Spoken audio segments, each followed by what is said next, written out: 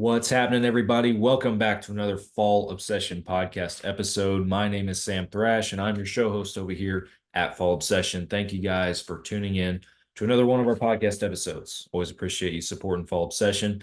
This week, our guests are Maddy and Britton Wasmer.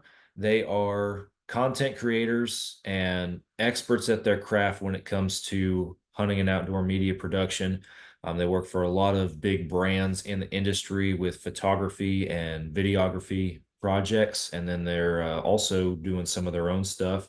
Got some awesome YouTube videos coming out and that kind of stuff, but always enjoy it when I get to hop on here and interact and get to know other media production experts and content creators in the industry and kind of understand how they do things, what they look for with some things, and then just talk hunting in general and stuff. And we share a lot of common passions and stuff when it comes to deer hunting and Western hunting and all that good stuff. So hope you guys enjoy this episode. It's a great one, especially if you guys yourselves are interested in producing your own hunting and outdoor content, whatever that looks like. Hope you guys continue listening and tune into this one. But before we get to the episode, you guys know the drill. Hoot Camo is a podcast partner over here at Fall Obsession. The guys down here at Hoot, they manufacture camouflage, both the pattern and the gear itself. We truly, truly love our Hoot Camo, some of the best quality gear that we've worn in a long time. And it's at a price point that's affordable for the blue collar hunter like you and me, which is why we love it even more. We all know how hard it can be to save up, especially in today's day and age, for a good quality set of camo. And Hoot makes that a little bit more doable, and you're going to get the best quality gear out there, in my opinion. I've worn Hoot stuff in Colorado, in the snow, in Texas, in the wintertime with the wind and a tree stand blowing on me, and it has held up outstanding. There's not even a thread loose on my Hoot gear. I'm not even kidding about that. And I've put that stuff through the ringer. There's no doubt about that. So, and the pattern is multi functional and has a lot of different purpose behind it as far as the environments that it itself adapts to. So, definitely recommend that you guys go check out Hoot Camo, hootcamo.com. And if you want to place an order, whether it's for a new set of gear or even just a hat, a t-shirt, one of their hoodies that are on sale right now, you can do that from there and use the code FallObsession15 to save yourself some money. So Hoot Camo, go check them out.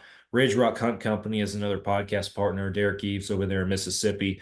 He books hunts with vetted outfitters across the country. He'll set you up with somebody that he knows and trusts. So if you're looking to book that next adventure, perhaps that once in a lifetime hunt, give Derek a call. He'll work with you on all the details and find something that works for you. Ridge Rock Hunt Company, go check them out. The Outdoor Call Radio app is also a podcast partner. Outdoors Dan from Respect the Game TV, he has created an app that you can download on any device where you can stream hunting shows and podcasts on a loop every single day. You will catch Fall Obsession podcast streaming on that loop on Mondays, the same day as our new publications, as well as tons of other hunting shows and podcasts that we all know and love. So go download the Outdoor Call Radio app today. It is free. You can start streaming immediately. And go follow Outdoors Dan on social media. He does a couple of different live shows at local Midwestern radio stations every week. And even if you're not local to one of those stations, he shares those live broadcasts on his Facebook. So be sure that you're following him on social media and go download the Outdoor Call Radio app today. Finally, thank you guys for listening to another Fall Obsession podcast episode. Whatever platform you're listening or streaming on, please be sure that you are following us, subscribe to us, have those notifications turned on, all that good stuff. Follow us on all the major social media platforms and go to fallobsession.com. Check out the website, maybe pick you up a hat or a shirt, support a small-time hunting brand. And don't forget about our turkey hunt competition that is going on right now during the spring of 2024. You can hunt from anywhere.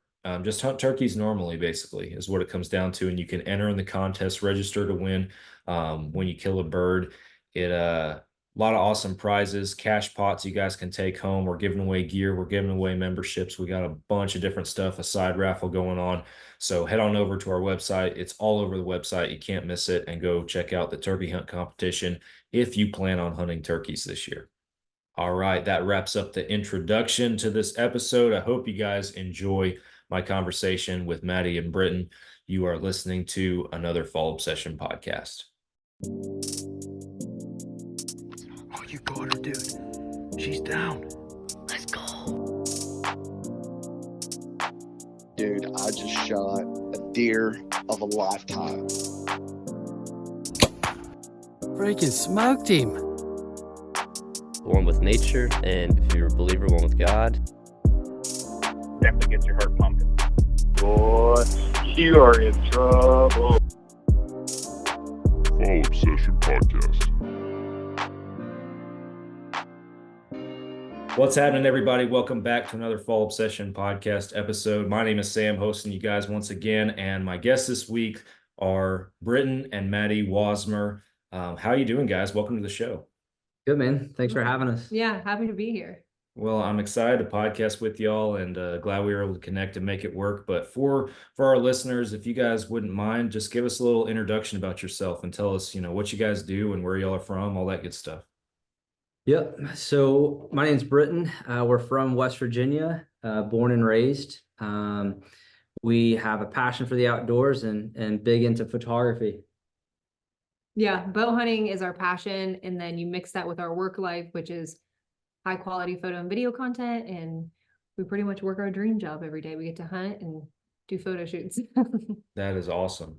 So I wanna dive into it a little bit because there's, especially in today's day and age, there are so many people looking to find a niche or find an avenue for themselves or their own brand, however you want to look at it, in the hunting and outdoor space.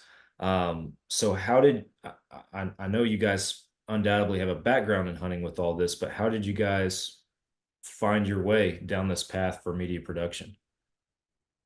So I guess I'll start first. Yeah. So I've been doing photography for 13 years now. I started out doing like senior pictures, like weddings, and then I went to ATA actually, and I saw a lot of the photography in the hunting industry, and I thought like everything looked like it was like 5 years behind the times. Like some of the images were kind of just outdated on like how they were portraying these big brands.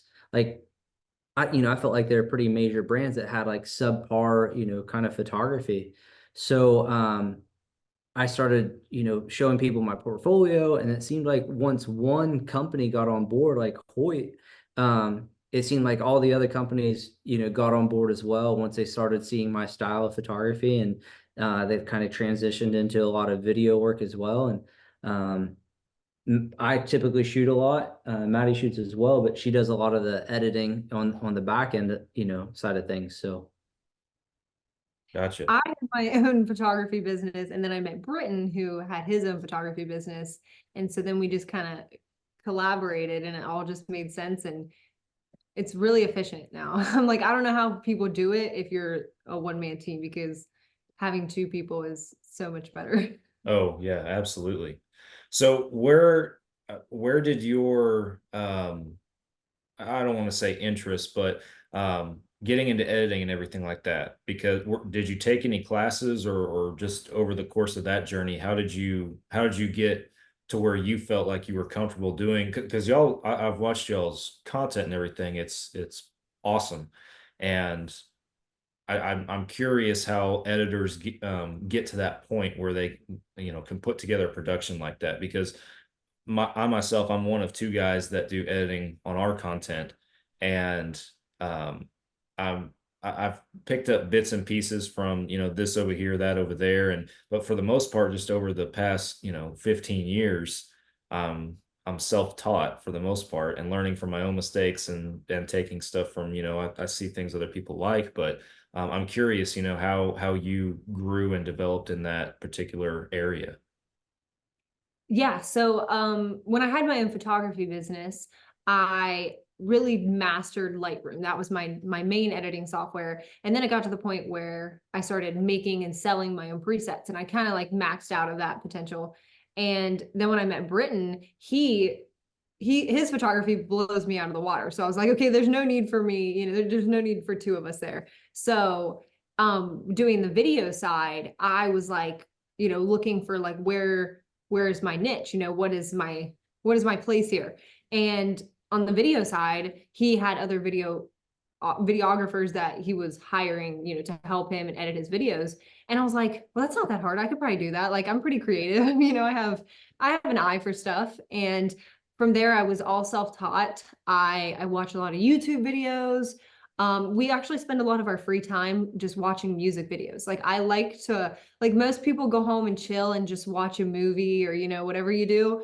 And like, I watch like movies, but like, I don't really pay attention to the movie. I just am like, oh, that's like, how did they film that? Notice how they brought like the ending together, like when you have an eye for that kind of stuff, you start to pick up on it. And then I kind of get inspiration and I, keep all that stuff. And I'm like, I'm going to add that to my next video. And people scroll Instagram like just for fun. And I scroll it looking for, hot audios and real ideas and just content creation opportunities. So all self-taught, but I think it's just a lot of, motivation to be good at something, and you don't really have to go to school for it. You can find out anything on YouTube pretty much. Yeah. YouTube University, they call it. Yeah. That's what I would suggest, honestly. I mean, it might not be, what's the word I'm looking for? Like, Typical. Yeah, I guess not your typical route, but in like my opinion, like I'd rather bet on myself. And, if it's something that I truly want to pursue, I want to learn it. And I think that you'll, when you're passionate about something, you work harder for it. Yes. And when you're just forced to learn it, like if you go to school for something and you don't want to do it. Yeah. Like once you're burnt out of it, if it's something that you really want to do, I think you'll actually, truly pursue it. And like, it's kind of better when there is no backup plan. Yeah. I mean, you started out, you worked for a company that was like, are you sure you want to pursue this? Are you sure it's really hard to own your own business. And it's like, and then she's like, yeah, I do. And then never looked back. And it was like within the first 30 to 60 days, you landed 2 contracts on your own. Yeah. I mean, everybody's normal is a 9 to 5. Right. And it's the scary part is, being willing to walk away from benefits, a 401k, something guaranteed. That's like quote unquote safe. Yeah. It's like, it's very safe. It's human nature to want to know what you're going to do tomorrow, and I was like, my worst case scenario is like, if I fail, I'll just go I'll go get a job. Like, I have a degree, I'm smart and I'm motivated. Like I can do anything. And I'm like, my worst case scenario is everybody else is normal. So I'm like, it can't be that bad. Yeah.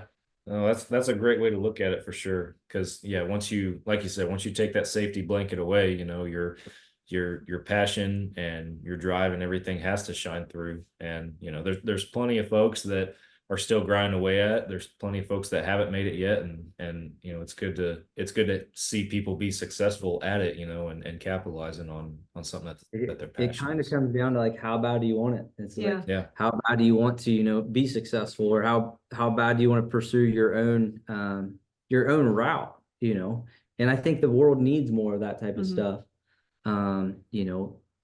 Pursue your passions and enjoy doing it. So.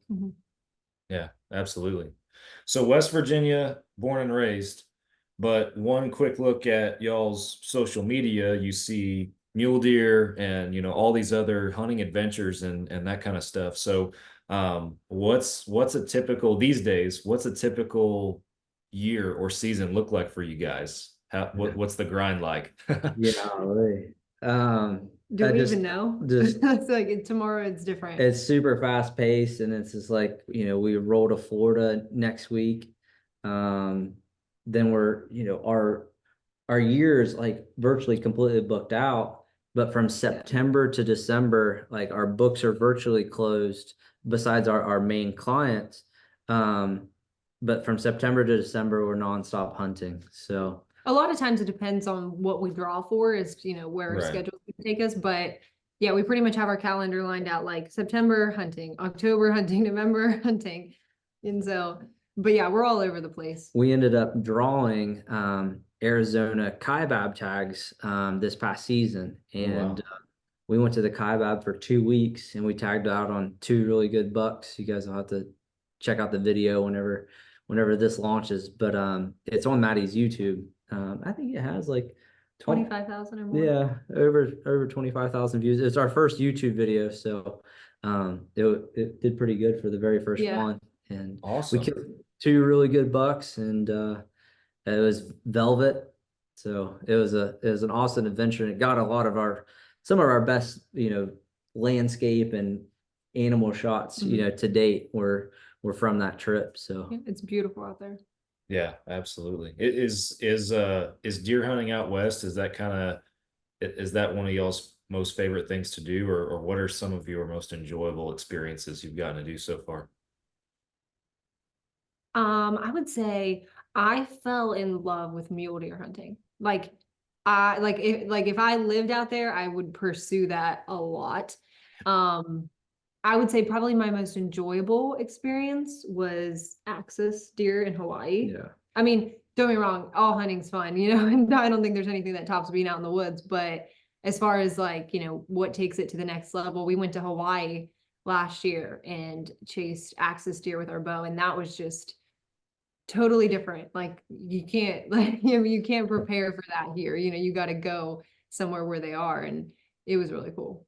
Yeah, Axis, they're on point. So the Emperor of Japan gave them to the people of Hawaii as a gift. And so they imported them from India, which in India they're previously hunted by tigers. So hunting Axis is like kind of hunting a whitetail, but with like turkey vision, like every single It's kind movement. of like a herd of elk. Like there's like typically when you're whitetail hunting, 2 or 3 a deer. handful of deer might come in at a time, Yeah. but like the axis, there's like a herd of 100, 60 to 100 at all times. Oh, And wow. you can't be, one sees you or smells you, They all start they barking. bark, and then they all start Yeah. barking, and then they just scramble. So it's like you got to be really keen to get close enough in bow range. Wow. Do y'all hunt primarily with archery equipment? And looking at your wall, I would assume so, but No, we don't. We archery. Yeah. Probably 90% of what we do is archery. Yeah, that's our passion. I mean, we gun hunt too. I mean, We're not against I'd it. hunt with whatever I have a tag for, but yeah, we prefer archery hunting. It's just our passion. yeah. I got to experience Western mule deer hunting for my first time last season with a bow, and I definitely can say that I'm hooked. Yeah. I'm There's something good. about I know I'm good for one out of state hunt a year is what I personally do. And so next year it's actually going to be elk, but I'm definitely going to be back in that mule deer grind before too long because that was an incredible experience. I loved it. Let us know where you go. We might not be too far, Yeah. from you. So Yeah, But for we're- sure. I want to try Nebraska. I haven't hunted Nebraska yet. My buddy said he ran into a bunch of big mule deer in Nebraska just on public land. And but he was hunting whitetails. So that in Nebraska they have both whitetails and mule deer. And man, he was passing giant mule deer because he was looking for a respectable whitetail. And I was just like, man, there's no way. I don't know who I would say I have if I had to weigh the two between a big giant mule deer or a giant whitetail, especially a big mature whitetail, I wouldn't want to choose. I would probably have to say whitetail. Britton is hooked on whitetail, which who isn't, but that's his for sure number one. Yeah. But it's interesting, like our buddies, he lives in big mule deer country. So to him, he was super pumped just to shoot like a 130s, 140s whitetail, which is a great buck. But he was passing like 180s, 190s No, he mule said deer. like saw some 200-inch mule deer. I was 200s. like, there's no way I'd pass a 200-inch. But to him, a whitetail hunt like that is, he doesn't get that experience all the time. So Yeah. he was just like, he wasn't interested in the mule deer, and I was like, bro, you don't know what you're passing up, because I would never pass up a 190s for 130s. No way. No, we actually hunted in eastern Colorado, like northeastern Colorado is where we went, and it's flat land out there. It's rifle country is what it is. But we went out there and grind away with a golly, I can't talk with a bow. we were so close to Nebraska that actually the house we were staying in, you could look down the street and see Nebraska. That's how close we Wow. were. And yeah, there were whitetail and mule deer and everything out there. And yeah, it's just I went out there, I had a deer tag, so I could kill either one. But I told the buddy I was going with, I was like, hey, mule deer is I've never hunted mule deer, so that's my go-to. I was like, I know you got big whitetails out here, but I can kill a whitetail in Texas. So, Right. but yeah, whitetail, I've grown up on that. That's my passion too, for sure. I'll always go back to that, if you will. And I'm probably a little bit too, I don't know if passionate's the right word, maybe greedy is better as far as, what I'm willing to take right now, because we've been managing our own place for the past several years and everything. And I've passed some nice bucks in doing so. And the one still haunts me. I should have shot him, but I've, Yeah, trying to kill the big ones, We all have that like one Yeah. that got away. Sometimes I'm like staring out the window and Britton's like, what are you thinking about? And I'm like, that one time with that one buck. And like it That- still plays in my head. We won't talk about that. I'm still it's like I mean, every bit of 200-inch mule deer, it saw her draw I thought we weren't going to talk about it. at 40. Well, we're here now.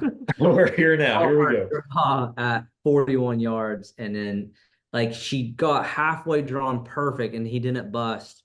And then she tried to rush the last part, and then he busted. And I was just like, oh no. Yeah, I think that's one thing that like in our mule deer Arizona Kaibab video, like there was a lot of failures too. I think like in my next video, I'm going to try to do a better job of showing more of the failures. Like I kind of wanted to keep this video like entertaining and upbeat and energetic, but I was like, it's very realistic to also fail a lot. And like, to one success is probably like, 10 failures. The and 10 stalks. stories, Yeah. about the times it didn't work out and the times you went out and didn't see a thing and, got busted. So, but yeah, there was a time where I got really close to a 200 and he had already seen me. And I was like, you know what, I'm just going to try to draw, because if he runs and I don't even try, then I'm going to be mad that I didn't try. So I was like, he's already looking straight at me. So I'm like, I'm going to try. And I think my just adrenaline kind of took over, and I should have been a little bit more calm with the draw. I think if I would have eased it up pretty good, he might have stayed there. But I kind of got to right here. And when I was looking through my like sight with the crosshairs on him, I think I got excited and I was just went from here to, and it was enough to just be like, okay, I'm out of here. You mean the pins? Yeah. You get excited. Yeah, I know the feeling for sure. And yeah, those ones, they stick with you for a while, no doubt about that. And now I can only imagine on deer of that caliber. But I think it's like that moment of like, don't mess this up, don't mess this Yeah. up, because I've never chased deer of that caliber before. That, if it would have been a 130s whitetail around here that I see all the time, I would have, I would have been like, if it works out great, if it doesn't, I'll get another chance, yeah. So you guys, you mentioned the more recency behind the YouTube channel and the videos that y'all are putting on there. I know y'all have been working in the video and photo area of the outdoor industry for a lot of different brands, it sounds like, with various clients, but are y'all just now kind of starting to kind of define your own brand with the content you're putting online? I would say, I mean, his page, FST Outdoors, has a pretty big following, but we just haven't been on YouTube. Yeah. And so YouTube is a pretty new thing for us that we've started to tackle. But I would say, I don't know, maybe you can answer that question better than I could. Yeah, I mean, YouTube's more your realm. I think like, filming, I'm not really on social as much as I should be, because you get on to me about it all the time. It's like I'm not on it as much as I should be, but I also like want to be showcasing our work, because we are proud of what we do, and we enjoy doing it. But I do need to be on there more. But Yeah, when it's your full-time job, it doesn't seem as fun. It's not as fun to play on Instagram when it's your job. Yeah. but yeah, I think we're kind of more like, we're not really influencers. So we don't, we don't like, it's not, we don't have to post a lot. We're more like content creators. So we're creating content for other companies, not really for ourselves. Right. So, But we get to go on hunts in the meantime. so I think I've kind of started to do more of the like influencer creation by doing a personal YouTube and posting more in that direction. But yeah, I guess to answer your question, like we have somewhat of a decent following, but we just don't really put a lot of time into our own So I guess content, self-promotion, Yeah. which we need to get better at. Yeah. It's a journey and a grind, no matter what your niche is. That's for sure. And I feel like I don't know, it is possible to exhaust yourself, I think, if you're trying to do everything, and Yeah. I kind of, I don't know. I say that from our standpoint, where we have our brand, and media production is what we do for our own brand. And yeah, when you said social media isn't as fun when you're doing it for work, I can relate to that. It's sometimes you're just like, I don't want to get on here. I also run like, and maybe you can relate to this since you said your guys is like you have to provide the highest quality of content.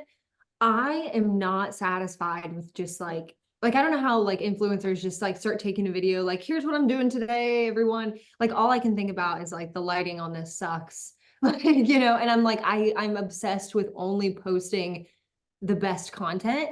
And so it's hard for me to just like bust out day in the life stuff, relatable stuff, because I'm obsessed with like perfection because in my job, it has to be the best of the best. And so it's hard for me to really, I need to do a better job, I think, of like being more relatable and less obsessed with like, it has to be commercial grade, Well, I think, I mean, as y'all are well aware, you use the word perfection, but that side of everything, having that drive to produce that level of content, it does more for you guys, as you all are well aware, than it would otherwise. So I don't think that's a bad thing. I know my biggest thing that I have to refrain from doing is going back like 2 or 3 years and looking at photos or watching videos that we made 2 or 3 years ago. And I'm just pulling my hair out like, oh, I can't believe we thought this was good. Yeah. Because you grow and you develop and everything throughout your journey and stuff. But I'm looking back at stuff, and even though it was great, and it still draws people in, I'm looking at it from a producer's eyes, where it's like, oh Right. gosh, I can't believe that we put this up. And that's the other thing, like you talked about earlier, watching other people's stuff and watching how they edit and stuff like that. There are times I would say I wish I could just watch a hunting show to watch a hunting show, but it doesn't matter who it is or what I turn on. I just find myself paying attention to how they edit, how they cut, how they use music and the lighting and all this other stuff. And, oh, I like that, or, oh, I don't know about that. And, I lose focus on the show itself, I feel like. And that's just, I don't know, I guess that's the downfall of being a content creator in the outdoor industry, is you just naturally look at other people's productions through that lens. But it's not a bad thing. It's just sometimes I wish I could watch a hunting show like some other folks do. Right. Like just sit down and relax and turn your brain off and just enjoy it. Yeah. Some of the stuff that helps us best is like critiques. Mhm. Like Yeah.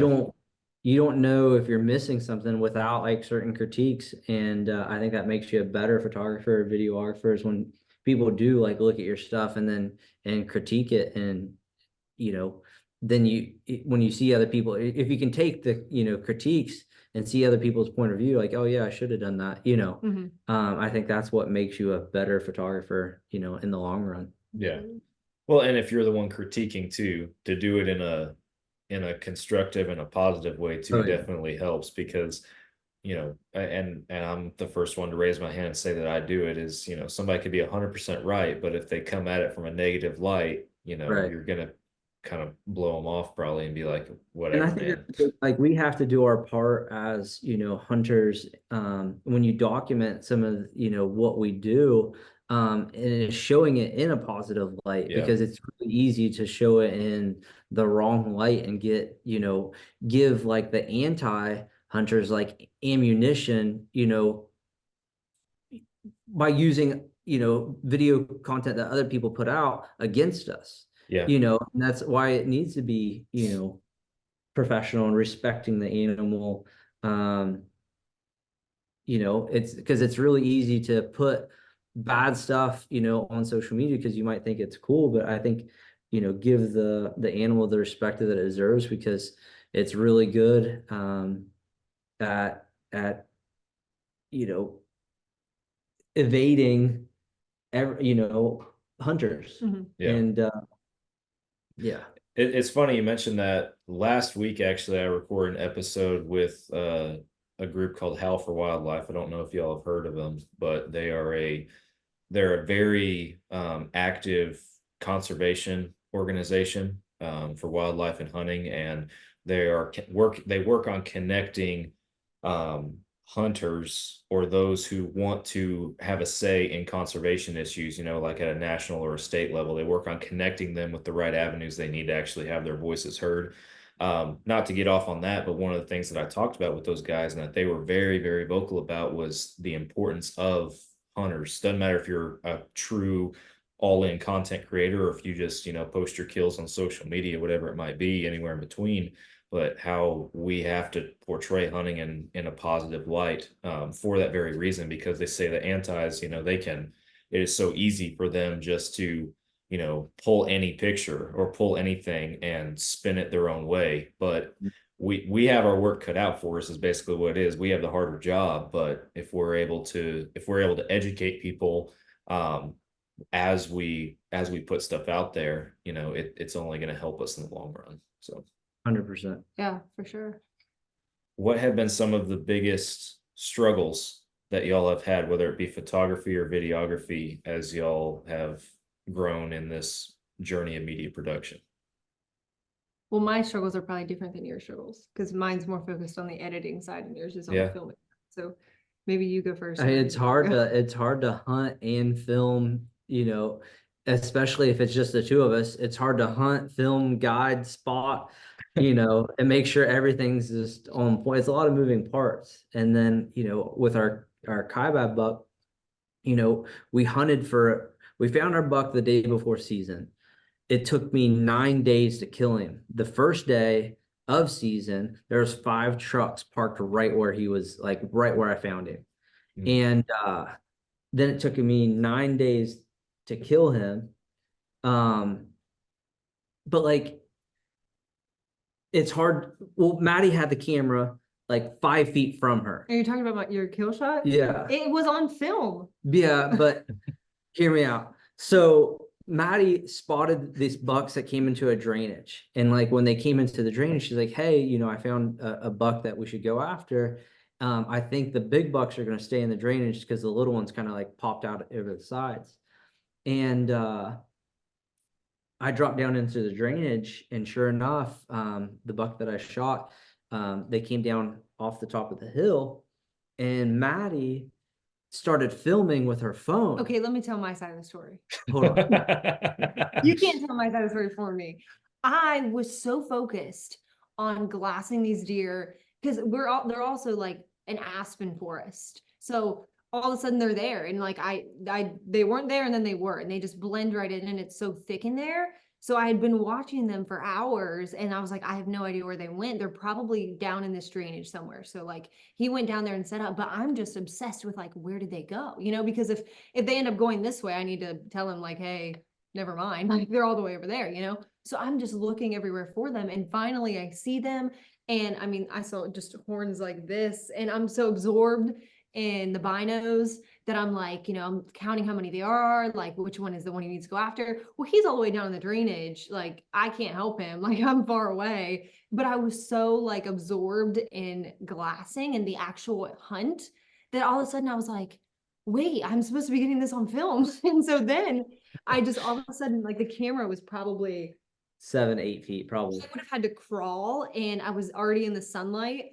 And I was like, I don't want to, they're on the other side of the hill. They're like directly across the drainage. So she's level with them. I'm in the sun, and I didn't want to, I didn't want to mess anything up for him. So I just had my phone on me, and I was like, I don't know, because there's deer going all along the hillside. I'm like, I don't know where he's at right now. I don't know which deer he's looking at right now. So I was like, I'm just gonna start filming. And I literally just picked up my phone and hit record, and then he shoots. And it's just in the corner of like the framing. So it's like a really crappy self. I didn't even have the mindset to put it in 4K. It was like really crappy cell phone footage that I tried to work with. You'll see it if you watch my YouTube video. But I was like, at least it's on film. And so we go through this all the time, though, that it's like, if the kill shot isn't on film, nobody cares.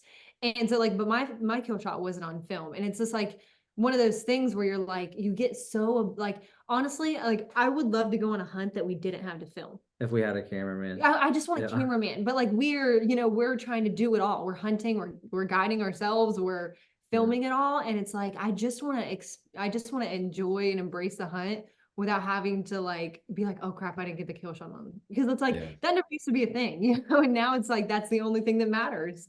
But I love like reliving that as well. It Just is watching that invaluable. Yeah.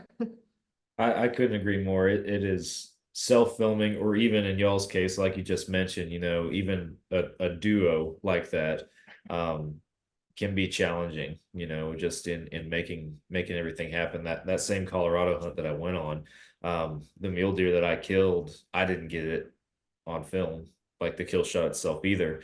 And that was because the two guys that I was with, they dropped me off for the stalk, and they had to park like over a half mile away. So we didn't have any camera gear in the truck that was going to be capable of, filming a shot like that. And I'm putting a stalk on a mule deer with a bow. And to be honest, just the last thing in my mind at that point was like, I was thinking, this is probably my only shot for the whole week. I got to make it count. And the last thing on my mind was trying to film it too. So I understand that grind. It's frustrating. It's kind of funny because that segues me into, and I think I know what the answer is for y'all, but the next question was going to be, video or kill shot, which one takes priority? Kill shot. I would take kill shot any day, but it also depends on like what are the circumstances. Yeah. Like what day is it? How many opportunities have I had? How many opportunities do I think I'm gonna get? Is it like, are we in like, if it's a whitetail out on our farm, you know what I mean? I'm like, okay, I might opt for getting it on video because I'm, there's a good chance that you're gonna pattern him and you might get another chance. Like, don't screw it up the first time. But if you're somewhere where, you're putting a spot and stalk on a deer that you've never seen before and you don't live there, it's like, you're not gonna ruin that to get on film. Like, you got to take your opportunity. I like the hunt comes first for me. Like I know a lot of other people, it's like, video comes first, but hunt comes first for me. Yeah. I'm the same way. I really am. And I've seen the hunting shows where, the cameraman, the hunter's, getting ready to draw back or whatever. And he's like, you got him, you got him. The cameraman's like, no, I don't. And I let the animal walk. It can be a huge deer. And I'm pulling my hair out because I'm like, how do you not shoot that deer that's in front of you? Yeah. But I'm the same way. Kill shot comes first. I had a hunt on my place down here this last year with whitetail. And I had a doe and a fawn and some other critters moving around. I was getting shots of them, from dawn until about the first hour of daylight, I guess I should say. I was getting footage, and then my phone buzzed. It was Nick, who's also hunts out there with me, as our production director. He texted me about what he was seeing at his stand. And so I picked up my phone to look at a text message. And when I did that and I set it down, I looked to my left and there's this buck coming in right there. And at that point it's the rut. So I'm just like, I'm scrambling to get my bow up and try to get a shot off at this deer, and the camera never got turned back on. I was like, I was filming for an hour, and then the 2 minutes that I needed, it wasn't there. So it is. Kill the buck. No, so that's a whole nother story. But for me as an archer, it was something I really struggled with, and I've talked about it for our listeners that are returning. I've talked about on the show before, but this deer was a buck I'd never seen before. He's one of those, as soon as you see him, you're like, I'm shooting that buck. He's a shooter.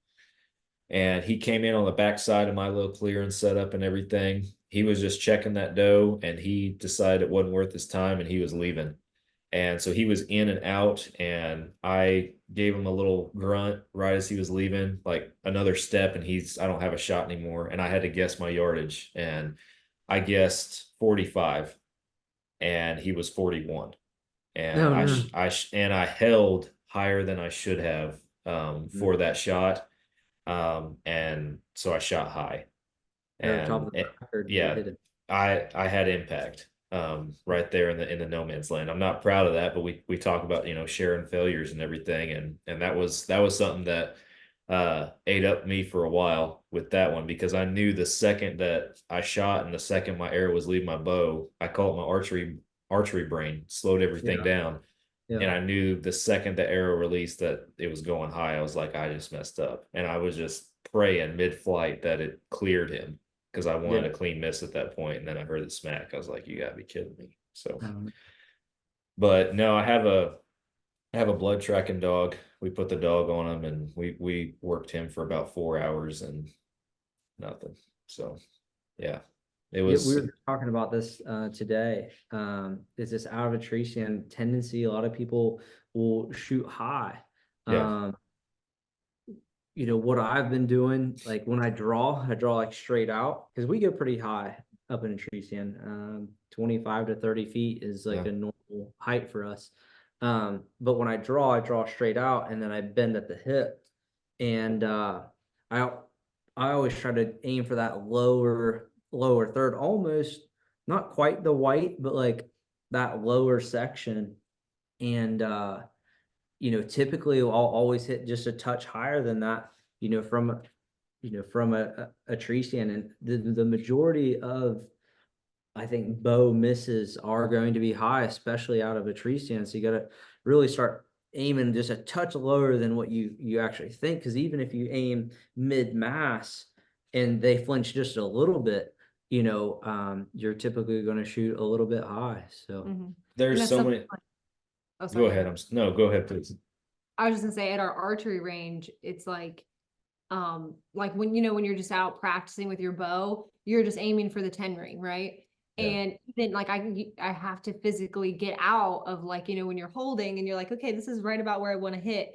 I have to train my brain hold lower thirds because I'm Yeah. trying to instill that, muscle memory, because when you're in a hunt scenario, you're just aiming mid mass, because when you target shoot, like that's where the 10 ring is. And so I'm like, I have to get out of like, forget about the 10 ring, forget about where, the like think mid mass, or like think lower thirds rather than mid mass. Yeah.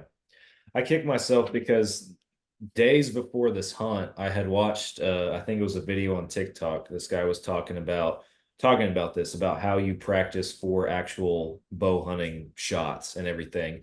And he was talking kind of like you have about about all the variables and how shots typically go a little higher. And his advice was, he actually, whenever he's shooting, he comes up on his target from underneath the yep. animal and raises up. And I have never done that, because years ago, 10 years ago now, when I shot competitively, um, I had this mental block that I couldn't get past, where if I dropped below my target, I couldn't bring it back up. I had to let down and reset and draw again. It was just this, I always had to come in from the top. So because of that, I never in all my archery years had practiced coming up from underneath, but I was like, what, I'm going to try it. So the next time I went out and shot, I was trying it, and trying to do all that. And I had that in my mind. And then the very next shot opportunity, what did I do? I came in from the top. I dropped down, on top and everything. And I, like, again, I just sitting in the tree stand after it all happened. You're just sitting there like, oh my gosh, you're kicking yourself because you keep thinking about everything you did wrong.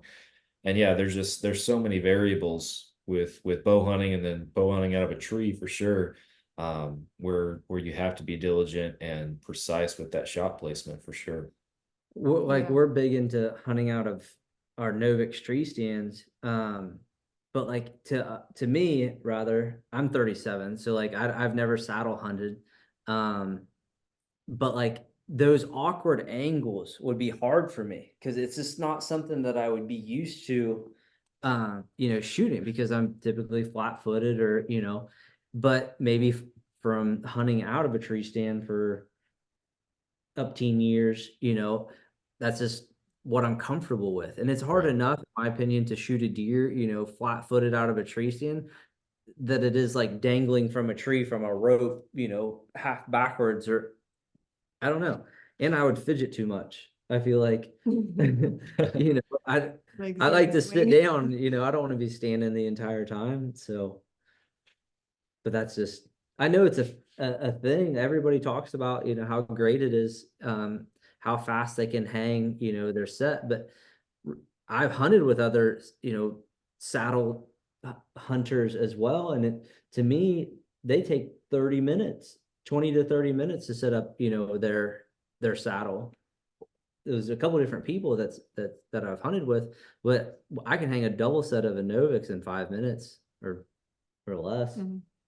Yeah. So It's different for sure. I don't saddle hunt either. I'm down here in Texas where I can't really get that tall up in a tree. I'll get as tall as I can, but and maybe I've had guys tell me that I should saddle hunt because it'll open up different opportunities for me, and they're probably right, but I haven't done it yet. I have one good friend that only hunts public land in Texas, and he's a big time saddle hunter, and he gets way back in there and gets on these trails and everything back in there on public land with saddles that nobody else is in. And he kills a lot of deer and a lot of pigs every year. He's successful with it. So it's just like anything else. If you commit yourself to it and you put in the work, you'll master it eventually. So I think at this point though, I can't ever be seen in one because I think I've made fun of them too much to ever be seen in one. I always call them sex swings, but it's never too late. I ragged and made fun of Ford trucks for a long time, and now I'm driving a Ford. So oh no, you know, you I can. won't hold that. I won't hold that against you. You're brilliant. I'm a Chevy. I was all Chevy for a long time. I talked a lot of smack to a lot of Ford owners, and now I'm eating my words. But Well, the only reason why I hate Fords, I had a Raptor at one point, and once that thing hit 100,000 miles, that thing fell apart on me, and I've held a grudge against Ford ever since. So, yeah, it's funny how stuff like that'll happen. You'll get and I personally I don't now I don't care what people drive. I think that there's a ton of great vehicles out there, or bows or tree stands, right. whatever. You know, there's a ton of great brands out there and great product, but it is funny just, you know, and I've done it too. One bad experience with something, and you know, you're just like, Right. never again. I'm that way with a couple different bow brands, and I'm sure they make I have a buddy that and I won't name the bow brand on the podcast, but he shoots this brand that I very much do not like. Haven't liked him at all ever. It's not Hoyt, I'll say that. Oh, no. But he's like, man, I'm gonna bring my bow over to the house one day and we can shoot. And I was like, yeah, come on. He shows up and he pulls out the case and he's like, what do you think? He was proud of it, and he was. I was like, it's a good looking bow, man. He's like, you don't like it, do you? I was like, hey, it's not my brand, but if you can shoot it well and you're comfortable with it and you're happy with it, I'm happy for you. I was like, That's kind of like saying that's a good bow for you. for you. Exactly. So you talked about your, I'm curious, you mentioned it, your tree stand setup and you guys getting high up there, 25, 30 feet. Um, in that situation when y'all are filming, are y'all above each other or in neighboring trees, or what do you try to do? You know, we'll typically be like that, I would say. Okay, yeah. A little bit above it, you know, each other, but typically like look in two different directions if we can. And Yeah. I try to get like almost behind the tree. If I think she's going to have like a left-handed shot, I'll set off to her right side. And sometimes I'll have the camera on my right side so I can film that direction. But I'm just getting excited thinking about it. Like I was just envisioning it and I was like, I can't wait for September. I know turkey season opens down here in Texas tomorrow, and I'm ready for deer season. I like that too. I like turkey hunting. But I love deer hunting and elk hunting and mule deer. That's what kind of sets me on fire. Turkey hunting's fun, but like turkey hunting's definitely less work. Like it's more just yeah, turkey hunting, the way I like to describe it is like turkey hunting is fun, deer hunting is a job. And like, you know, when it comes to especially a target buck, I mean, it's work. And like me and my buddy Jackson, you know, we during the summer months, we call it putting in big buck work. Like when we're working on the farm, getting our stuff ready, getting our, you know, food plots ready, we like to call it big buck work. So when you're sweating, you know, having a a long day, just know you're putting in big buck work. Mm. So Absolutely. No, I love that. What's y'all's you mentioned the farm, I think you said. What's that set up like for you as far as where you hunt whitetails at? So our family, we have a lease. Maddie has some property in Tucker County, West Virginia, which is like real deep mountains, up close, kind of towards Maryland. And but my family has a farm here in West Virginia. And our personal farm really doesn't have the genetics yet. We had a couple good bucks that were good up and comers. Asked the neighbor not to shoot him. The neighbor still shot him after I showed him pictures like, hey, just let this buck go another year. He's like, well, we just don't get bucks, that big around here. I had to shoot him. And it's just like, for what? It was on the floor or on the concrete outside skull cap, just laying on the ground. And it's just like, man, he probably would have went Pope and Young the next year, but he has West Virginia was a $3 limit. So, you could shoot $2 and then, I might shoot the next decent one that has horns. So it's just like, these bucks are like this, future studs, and they just can't get any type of age class. And I like pursuing an old buck. So Yeah, I understand that. We have, like I mentioned, we have our own property down here that we manage, and that's been a big thing. We're fortunate, and there's some hunting pressure, but not a lot from the neighbors. And the property itself is big enough that you can typically hold some big bucks in it. And we've seen definitely in the 3 years we've been working on it, we've seen a definite improvement in the quality of bucks that are out there. But it's like the property holds bucks, which means that when the rut rolls around, we don't have as many bucks. They're venturing out and everything. So it's made for some tricky plans and finagling to try and figure out, well, how are we going to kill these big, smart, mature deer, before the rut. And as far as neighbors go, you can only control so much.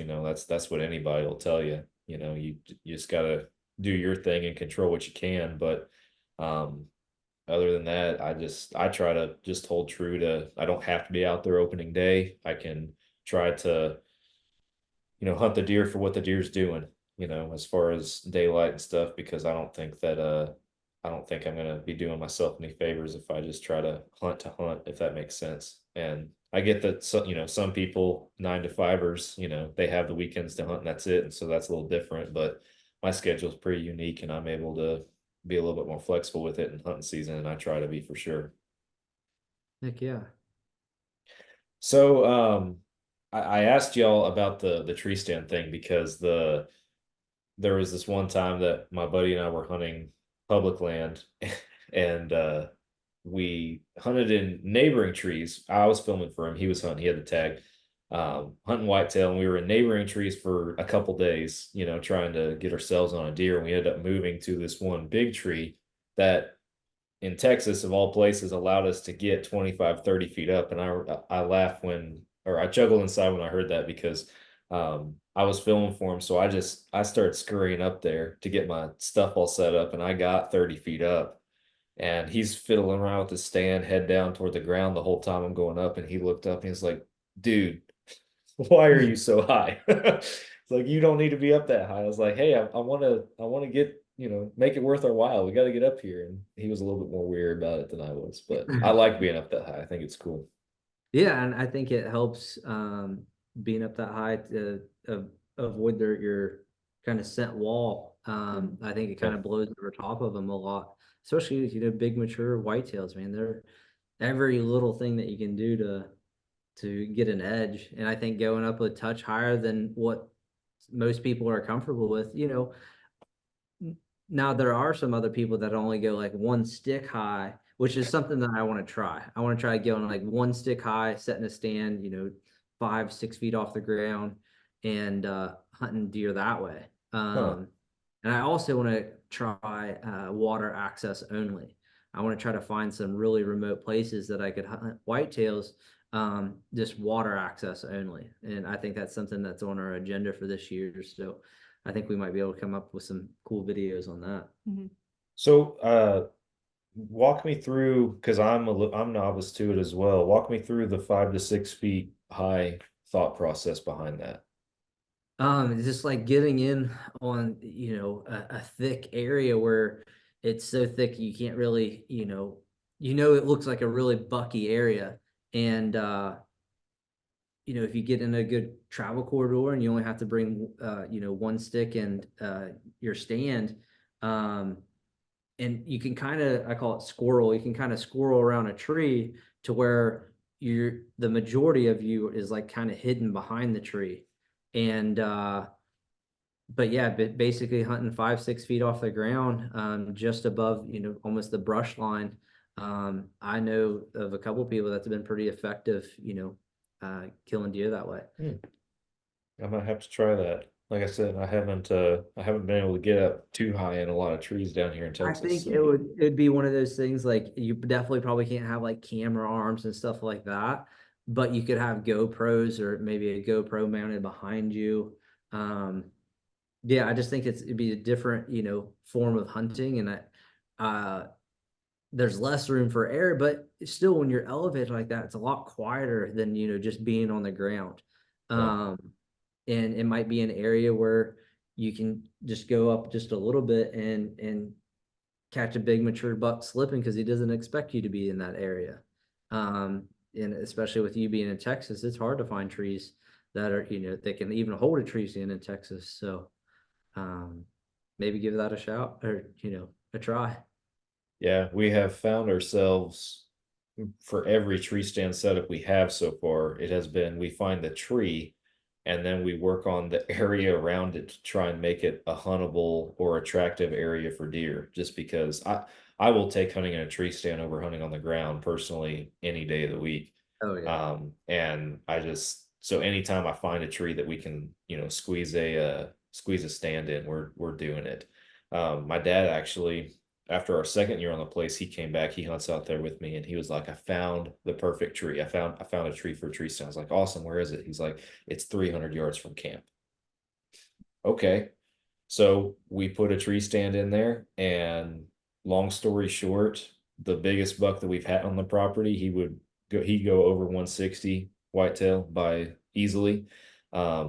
That was his stand for a little while. He was frequenting that area, 9 a.m. in the morning, 300 yards from the camper and everything. It's like, golly, this is ridiculous. But that's the stand where I had that story I told about shooting that buck and not finding him. That's where it happened too. So Oh no. it's crazy, sometimes there's a purpose and a reason to get back in there and go deep back in there, but lo and behold, we put a stand 300 yards from the campsite and it holds deer, so you never know what you might find. It seems like a lot of big deer like structures like that.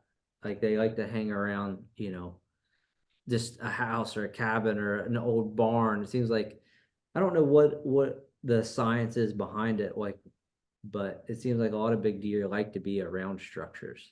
I'd buy that for sure. I haven't gotten a picture of this buck in particular, like in the campsite, but I keep a trail camera in the campsite, like on the camper and everything. And I have had pictures of deer and pigs and stuff coming, just walking right through the middle of it and everything. Every year it happens. And I always think back to my dad tells a story, years back. He was part of a hunt club in South Carolina.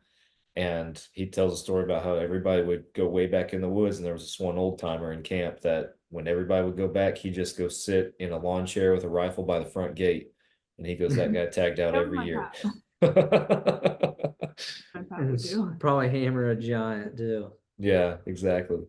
Man, I'm kind of bouncing all over the place and I apologize about that, but I wanted to bounce back to when you guys were talking about that mule deer hunt and how you were out there it took you 9 days to kill that deer. And you mentioned the 5 trucks that were in there opening day. Tell me a little bit more about, I know you already talked about the kill itself, but tell me about that journey and building up into that? Because 9 days is a grind hunting one deer, and especially if you have other hunters in there. So I want to hear a little bit more about that experience. Well, we hunted him in that area for like what, a day, 2 days, and it was just, I mean, we were just getting ran over with people. The opening day, people walked off the mountain just talking. This is 7 a.m. just talking normal voice, carrying their bows like nobody else was hunting. Like They not a just gave care. up. Yeah, Like, they after gave an it hour. at 7 a.m. just completely gave up. So we eventually just like, hey, we're just gonna leave this. It was a burn area, and we got to leave this burn area for a while. And so we did, and we found some decent bucks here and there. Maddie actually put a stock on a 200-inch typical. She got to, what was it? This was a different time than the other one that I messed Yeah, up. this you got to 86 yards on that one. And man, he was a stud. Yeah, that one, like, we ran into a guy that actually had 9 guys with him. He was the only one with a tag, but he Oh, had yeah. 9 guys with him just to help him glass and like Yikes. help him get. And I was like, man, I was like, we don't have enough friends. Like, I was like, if I had more friends, I definitely would have recruited more people to come out here. And that's just what it takes. You draw this once, twice in a lifetime tag, and that you want to make the most of it. So like, he wasn't coming there planning on Yeah, leaving he was. empty-handed. He wasn't. I never really found out if He did did. you talk to him? I don't know if he ever got one or not. No. I'm not 100% sure if it was him or not, but I thought his name was Jack Brittingham. Yeah, I was. I haven't reached out to him yet, but I want to find out. I think It wasn't his tag though. He was one of the guys Guy. glassing. Yeah. It was his buddy that got a tag, but yeah, it was a lot different type of hunting. I mean, you're familiar, but like, it was like, we kind of glassed and had our buck picked out that we wanted to go after. And then whenever that doesn't work out, it's like Back to the drawing board. It's like you spend 2, 3, 4 days just glassing again. Yeah. It's not, you don't just go out and start walking through the woods hoping that, you see a deer. It's like, you're really trying to like hone in on a specific, I mean, granted, there's going to be a bunch of really good bucks that you might intercept in between then, but I like to go after a particular buck, and like, we kind of had our mindset on him, and that was how we had the most successful. The close encounters were from, like, kind of like you said earlier, not just hunting just to hunt. Like, we didn't just go kind of say, oh, this looks like a good spot, I'm going to sit here. If it would have been a drier year, we probably would have sat water, but it wasn't a good time to just sit water. So we kind of just, our most successful opportunities were when we just kind of sat back and glassed and waited till we had an opportunity to pursue and make the most of it. And that's how we had our most success. Yeah. So you're talking about wanting to go after specific bucks and that kind of thing. What do you just know it when you see it, or do you go out there knowing, no, I have an inch in mind or an age in mind, or do you just know it when you see it? I always it's not so much, I like to pursue the most mature buck that I can find. I think that's one thing. I want one that has a big old saggy belly on him, big chest, but character and frame and stuff like that plays a factor as well. So right. I think it depends on, where, like, if it's your first mule deer, like for me, I was like, this is my first mule deer hunt. Like, I was like, I just want to shoot the first decent buck I see. And Britton was like, we don't come to the Kaibab to shoot a decent buck. He's like, like, this is where you come. This is where the giants live. So I kind of had to get, out of that. Once you've got, it's like whitetail, once you've gotten several under your belt, you start to kind of like up what, your preference, average, I guess. You want to try to better, and so to us it was kind of like, what's a owner or bust? Yeah. What's it worth it? Because like West Virginia, there's, to have a 150s is a giant for West Virginia, honestly. There is bigger deer here for sure, but it's like, to have a 150s, that's a pretty big deer for West Virginia. But like, we knew going to the Kaibab, it's just like, we weren't going to come off that mountain unless it was a stud. And it took Maddie took me 9 days to kill my buck. It took Maddie 14 days total to kill hers. But we had to leave on that I had to leave on that 14th day to get back for another job. And Maddie was just going to stay there by herself. And like, there's not too many females that would just stay there, hunt by herself. And I had 100% confidence in her. She'd be perfectly fine. She's an amazing outdoors woman. I almost like you're Outdoorsman's fine. I don't know the proper pronunciation. Terminology. Yeah. I don't either. What's the I don't know. but yeah, she wanted to stay longer, but it was our very last morning, our last hour of our very last morning. And she ended up shooting a buck. There's a doe came in behind us and she busted. And when she busted, like we kind of turned around and the buck that was with her was only looking at the doe, had no idea that we were there. And Maddie was able to get a shot. It was like, what, 24 yards? Yeah. Wow. It all worked out. So then it was a race to skin it, cape it. And make our flight. Well, skin it, cape it, debone it, get it in the cooler. Mind you, just No, like photo shoot. yeah. And Yeah, then still got great content. and then we had to hustle to get to the airport. We took the meat with us, and dropped the head and hides off at the taxidermist and caught our flight by like literally minutes, like not Wow. even. Like I said, we're very last minute. Hey, bring it down to the wire as long as you can make it. Hunt while you can, Yeah. That's true. But she was fully committed on staying. Like if we didn't tag out, she was just gonna. The season we had like another 4 or 5 days left. Yeah. Because I mean, I was like, you don't draw this tag and then leave early. Yeah. Yeah. I was like, I'm not gonna leave here knowing that I didn't put everything into it that I could have. Like if it's the last day of season and you don't tag out, it's like, okay, you can't say you didn't try. But I was like, I'm not gonna go home and sit on the couch and think, I could be out there trying. So I was like, I'm just gonna give it all I got. Yeah, absolutely, for sure. What in the archery world, when y'all are preparing or gearing up for a hunt like this, what's that look like as far as your preparation as an archer, and what would you say your comfortable killing range would be out there with a bow? That's a good question. Honestly, I have my duffel over there packed. I don't think it ever really gets unpacked. Like I think my Easton duffel and my Grizzly duffel are still packed from last year's trip. Like if they still have all my camo in it. I try to keep all that stuff separate and out of the house and scent and stuff. But as far as gear goes, we work with some really great companies that keep us geared up and stay pretty organized, and that stuff pretty much just never comes. It's almost like a always grab just- bag. Yeah, it's like a grab and go thing. Like I don't really come home and unpack. It's just like I just drop my bag off in the garage and get it again the next time. For the most part, I have everything I need in there. But he was asking about your effective like kill range. Like what do you do to prepare?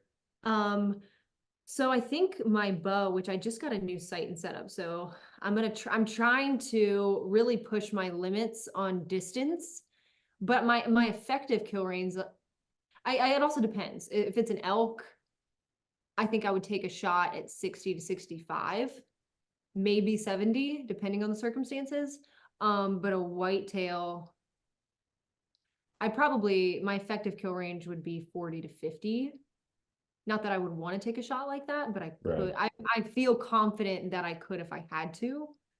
As far as just like distance shooting, we push ourselves up to like 100 yards, but like, we don't ethically always feel like that's, appropriate to take a shot like that. But, when you shoot at 100 yards, it makes 40 yards feel like 20, it makes 60 yards feel like 40. So we kind of train like that. I think like when you're shooting 100 yards, and you're like, say you want your effective kill range to be 50 yards. I think practicing at 80 to 100 yards regularly, it's almost like whatever half your distance is. If you're practicing at 80 to 100, your 50-yard pin should be like money.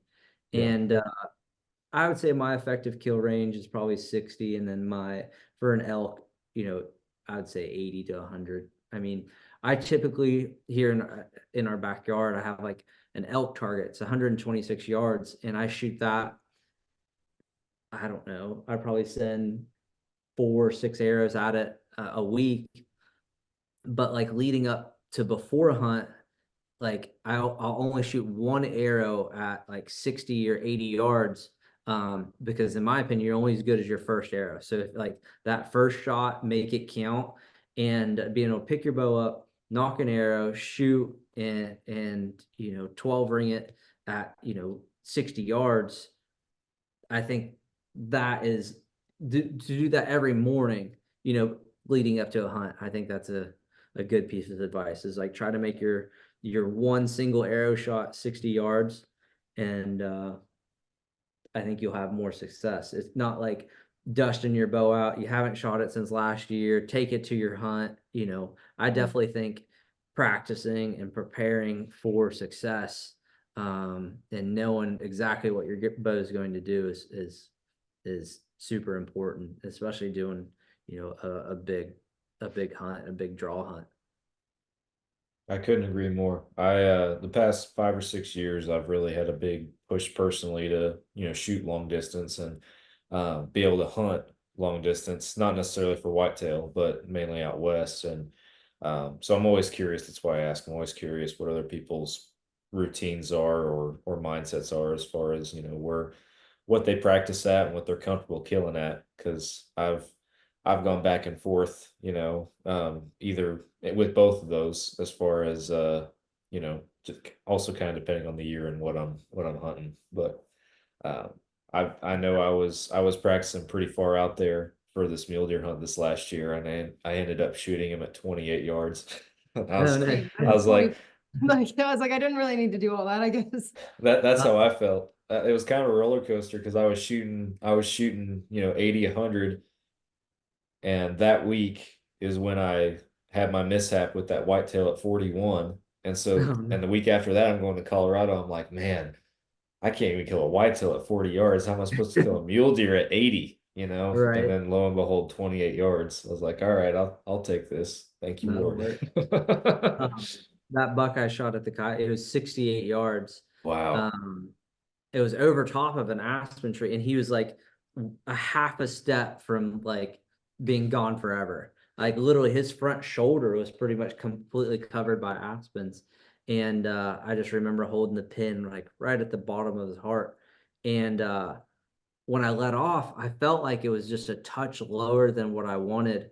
But when I got up and saw the arrow, I saw hair first. And then I think I found, no, I saw hair first, and then I looked down the trail, and it was literally just painted, and ended up finding the arrow right after I found the hair. But man, it was just, painted, and ended up 12 ringing him, just heart punch 68 yards. Wow. That's awesome. It's an impressive shot for sure. Well, I wanted to, before we wrap up our time in my episode with you guys, I wanted to ask y'all, you have a lot going on. Y'all are very successful at what you do as far as content creation and everything. But whether it's with a camera in hand or just an experience as a hunter, what are some hunts that you guys really want to go on that you haven't had an opportunity to do yet? Don't say Russia. Is that what you're gonna say? Britton's been dying to go to Russia. I want to hunt a moose in Russia. A moose is, Yeah, they have like prehistoric like looking moose in wow.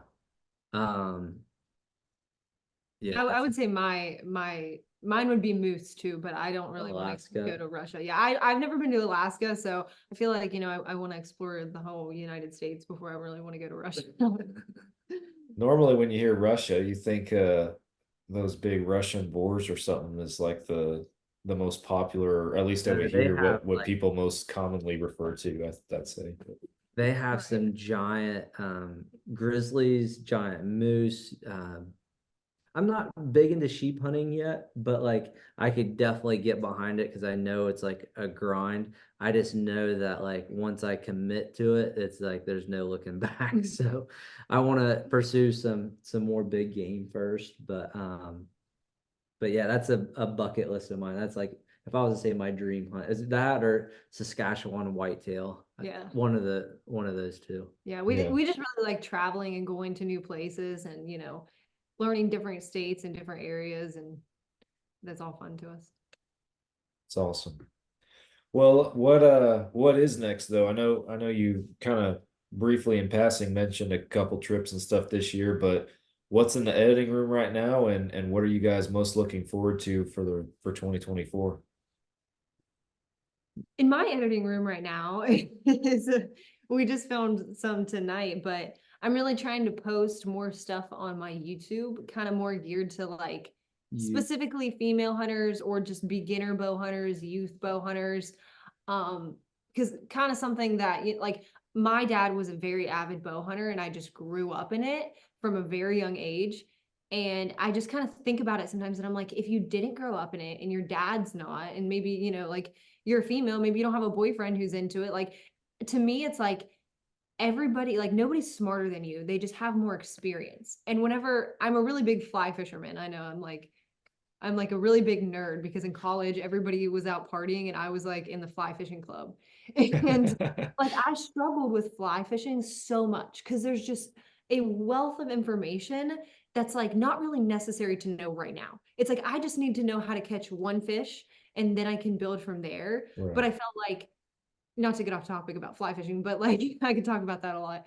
But it's just it's hard to learn because you don't know where to start and it's overwhelming. And I just remember going and never catching a fish and doing it all wrong. And like finally I just paid to go on like a guided thing. And I was like, I just need somebody to show me because like you watch all these videos and it's just, and I just went one time with this girl who's a fly fishing guide and she's one of my really good friends now. But and it was like it just clicked like that. And it was like all I needed was somebody to just break it down and be like, don't worry about all this over here. That's not important. This is how we're fishing today, and this is all you need to know.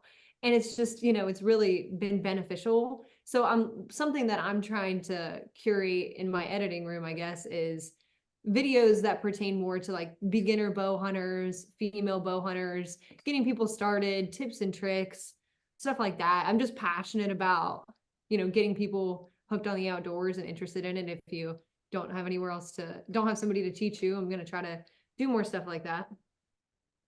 For sure. Sorry, I kind of geeked out on fly fishing for a second. No, I mean, that's great. And that's it's applicable to so many other things too, and we need more people that are mentors like that and whatever the subject itself might be, because we talked earlier about, being educational and intentional with our content and stuff like that. And that's how you do it for sure. Yeah. I guess as far as trips coming up, we have turkey hunting. We're going to be in Florida doing some turkey hunting. We'll have turkey season here in West Virginia. We're going to go back to Hawaii this summer and hunt axis deer again. And then putting in for some draws will, I guess, depend on really what we do for September, but we'll be somewhere elk hunting for sure. We're Awesome. undecided yet, but we're trying to figure out the draw, and it's like it's a lot. And we're really debating on like getting an app or somewhere that puts in for the draws because like in my experience I've missed the draw by a day, and then so now I got to wait an entire year to try to get another tag, and then that type of stuff sucks when some of these tags take years and years to draw, and then if you miss it by a day, which I've done it I think twice, literally missed two separate draws by a day, and so that just kind of just puts you behind. But Yeah. we like just finding over-the-counter tags in some of these states and being able to travel and hunt. And like Arizona is good because not only does it have really good deer, you're also able to get tags that are over the counter, but they have draw units, was what we drew, and it was some of the best hunting we've ever had. So Yeah, no, you can do a lot with those for sure. Well, last question that I'll ask you guys before we wrap up our conversation here on the podcast. is on behalf of our any aspiring media production or content creators listening to this episode. Any big lessons learned or pieces of advice that you would like to pass on to them, somebody aspiring to do what you guys are doing? I would say Don't drop your lens out of a tree stand. I did that twice. Britton dropped our 70 to 200. Twice. That's like a $3,000 lens. I'm sure you know that, but Yeah. really big deal. Make sure your gear is, tree stand ready. Backup everything to like dual SD cards. I didn't think that's what you were gonna go. Where were you going with it? That was the first thing that came to my mind because I'm mad that our $3,000 lens has been dropped. She's got a reason. I would say, any content is better than no content, and getting started somewhere. A GoPro, start there. To be able to go back and relive your own hunts, you might, have a GoPro in your bow, shoot, and then drop your bow down and then forget to film with it. But it's still, you might be able to get the, initial kill shot, or just being able to document your hunts and document it in a positive manner, because we don't want to give antis ammunition to showcase us in like a negative light. So I would say, yeah, start somewhere. Don't be like, a perfectionist. Like I struggle with that. Like it has to be perfect. I'll start whenever it's, going to be perfect. It's like, just get started. That's the first step to being great at anything, is just start. Yeah, absolutely. I couldn't agree more. Well, guys, tell our listeners real quick before we hang it up, where they can find y'all and follow along. Yeah, we're on Instagram and Facebook, and we're on YouTube now. Our hunting page is FST Outdoors, and my YouTube channel is Maddy Hunts. Maddy is Hunts. it Dot Hunts or Maddy Hunts? I think it's just Maddy Hunts. Okay. It's either Her Maddy Hunts or Maddy Instagram Hunts. is at Maddy You'll dot find it. Hunts, It's easy. but Look for the high quality videos.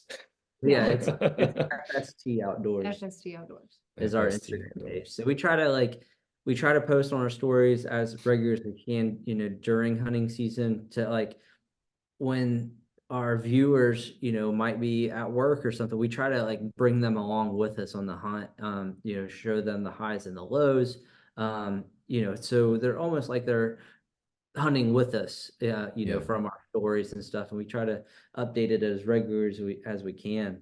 But yeah, definitely check us out, and appreciate you having us on your show. Yeah, thank you. Yeah, absolutely. It was awesome getting to know you guys and talking with y'all. I appreciate you guys accepting the invite, and doing so on such short notice too. Thank you. Not a problem.